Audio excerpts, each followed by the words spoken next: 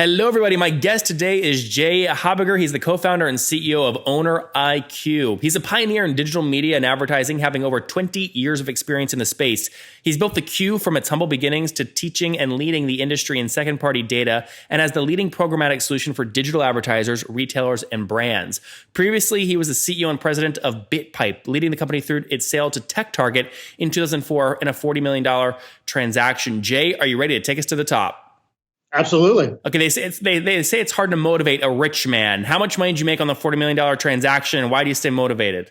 That is a totally fair question. Let's put it this way. I made enough that I didn't necessarily have to start the queue, that's for sure. Okay. But when you're into building companies and trying new things, I mean, that's not something that you give up lightly. When I sold Bitpipe, I was still late 30s, late 30s, hadn't turned 40 yet. So what was I going to do? I mean, the only thing I really knew how to do at that point was to start internet companies. And so that's what I did. I didn't think I'd be in this one for 10 years, but here we are. Are you married, Jay? I am indeed. Yeah, so what really happened is your wife said, Jay, get the hell out of the house, go start another company. You're around too much, right? That's what happened. There may be some truth to that as well. All right, tell us about ownerIQ. What's the company do and how do you make money?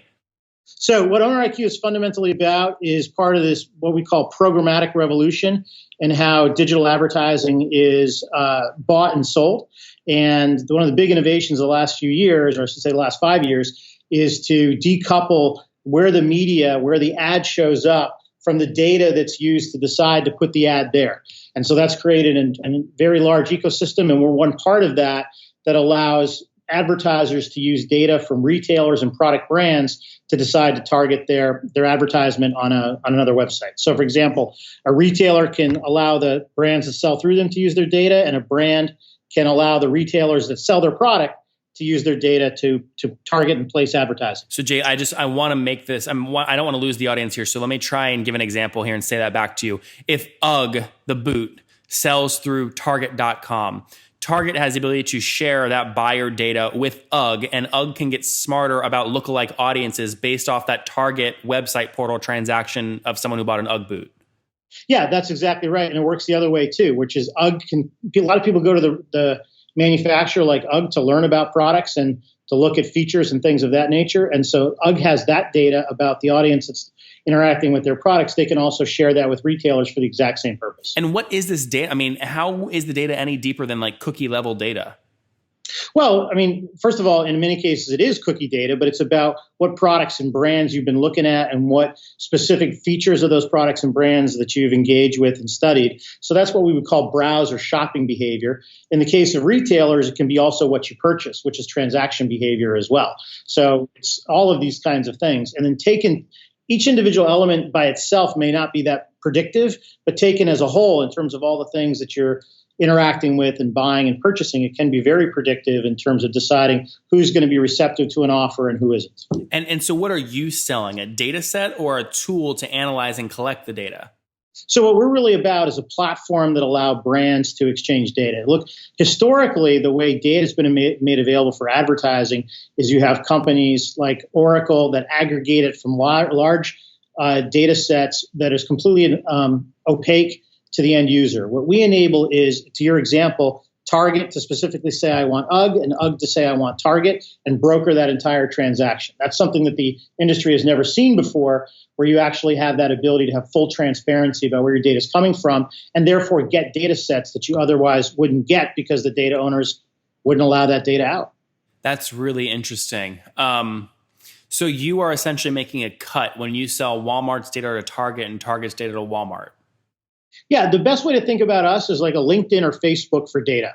That's the way to think about it. You're not a SaaS platform. It's not monthly recurring fees or anything like that. Well, it is a SaaS platform in that you come in and you have to be in the platform and you have to make your associations in the platform. Our revenue model is a little different than that.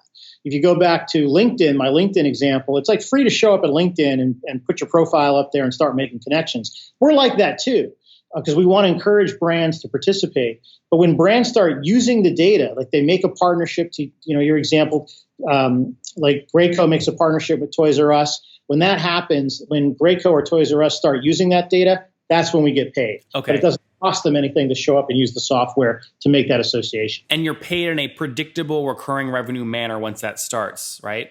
Well, it's paid based on the way they use the data, which could be kind of on a subscription basis. We're going to use it all the time, and there's a flat fee for that, and it's exactly like you just described. Or it can be, we're going to use this to power our holiday promotional campaign, and we're not sure how much we're going to put against it. And then that's really tied to what we would call the campaign or program execution. What revenue stream over the past 12 months has been larger for you? The campaign kind of one-off buy, or the recurring, stackable, predictable SaaS revenue?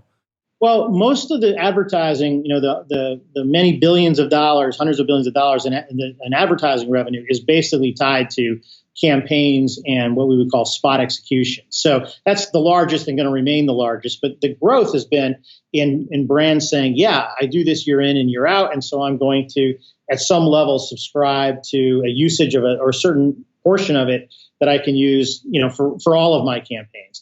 But, when it comes to advertising and media, campaign driven is the way of the world. Yep. Now, Jay, how many customers are you serving today? Let's see. We have about 1,000 brands that are on our platform right now today. And about at any given moment, about 600 of those are active in a given month, sharing data back and forth. Okay. So in any given month, 600 are paying you something because they're doing some kind of deal. Yeah, that's the way I think about it. Absolutely. Interesting. Okay. And give me more of the backstory here. What year did you launch the company in? We started the company not long after I sold my previous one. So I think it was 2007 is when we got started. So it's been a while. We've been at this now for a while. And bootstrapped, or have you raised? No, I'd love to say it was bootstrapped. And my advice to any entrepreneur that's out there, if you can bootstrap it, more power to you. It's hard these days to do big things that are bootstrapped. I mean, there's been a migration in the startup world where you can take a little bit of money to get started and get going. And that's actually can be done with high capital efficiency. But if you want to scale anything, it ends up requiring significant amounts of capital. And so, yes, we are a venture back. And how much total have you raised to date? We're about 40 million in terms of capital that we've raised so far. So let me ask you a question.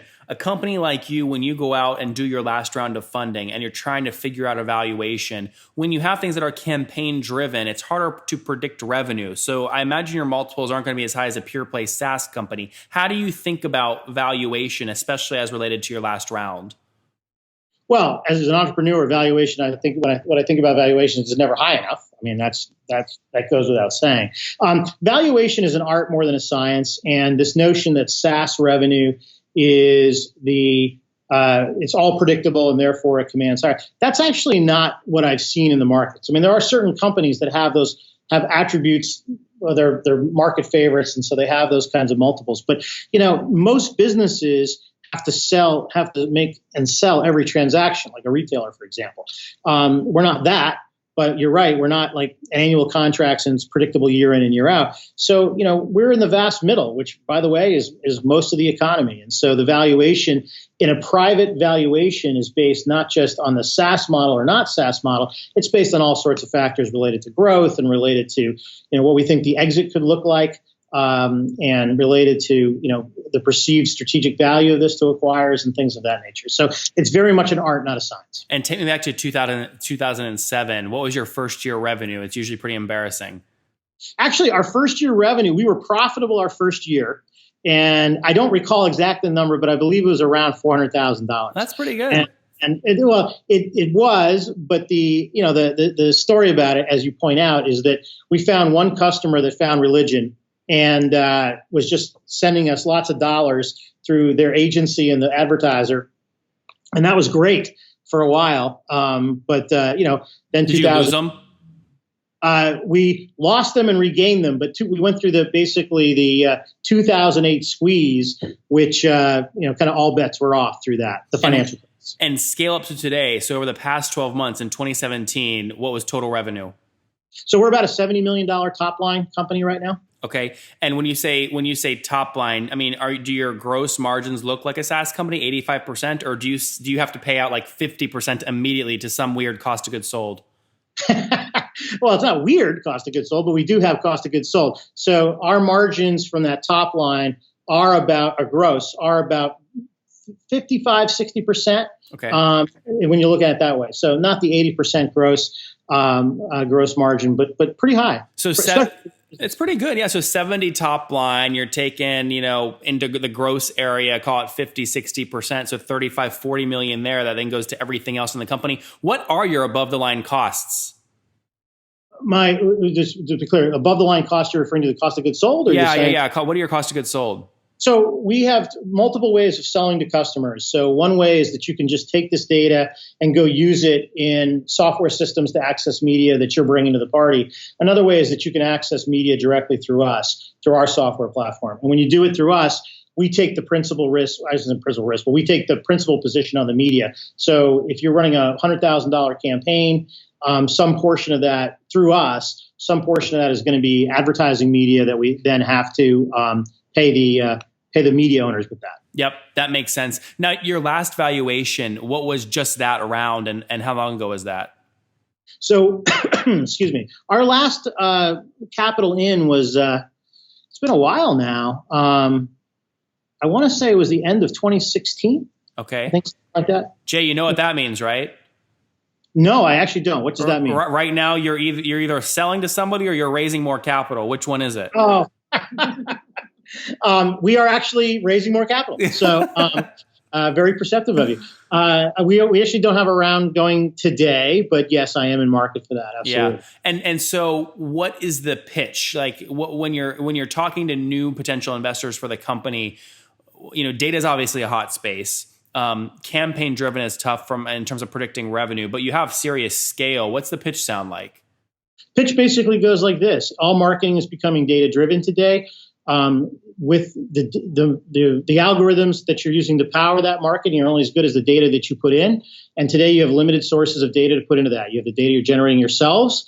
And then aside from what we do, you have really opaque, anonymous data that you can't make heads or tails out of. We're the only transparent data source in the market that allow you to judge relevant data and assess how well it is for the application you're putting it toward. That's it. And that 2016 deal, what was that, a $20, $30 million round size? No, it was a very small round. It was an inside round. Oh, an inside round. Okay. But like what percent of your total rate, like your total 40 million in was that? Percentage off my head. I mean, I want to say it was less than 10%. So okay. It was pretty.